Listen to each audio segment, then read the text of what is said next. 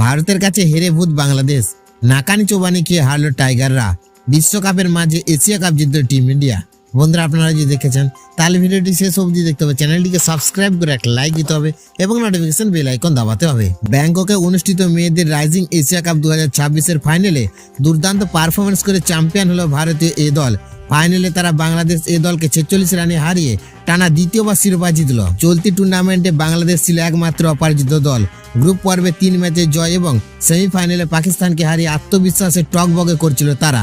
অন্যদিকে ভারত গ্রুপের প্রথম ম্যাচে সংযুক্ত আরব আমিরাতের কাছে হারলেও পরে ঘুরে দাঁড়িয়ে সেমিফাইনালে শ্রীলঙ্কাকে হারায়।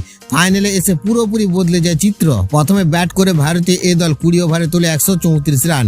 তেজালির অপরাজিত 51 রান এবং রাধার 36 রানের ইনিংসে দলকে লড়াইযোগ্য স্কোর দেয়। বাংলাদেশের হয়ে ফাহিমা খাতুন নেন 4 উইকেট। 135 রানের লক্ষ্য তাড়া করতে নেমে শুরু থেকে চাপে পড়ে বাংলাদেশ। নিয়মিত উইকেট হারিয়ে তারা ম্যাচে ফিরতে পারেনি। শামিমা 20, শারমিন 18 রান করলেও তা যথেষ্ট ছিল না। 19.1 ওভারে 88 রানে অল আউট হয়ে যায় বাংলাদেশ। ভারতের হয়ে প্রেমা 3 উইকেট নেন। এই জয়ের মাধ্যমে 2023 সালের পর আবারও বাংলাদেশকে হারিয়ে এশিয়া কাপ রাইজিং স্টারের ট্রফি জিতল ভারতীয় এ দল।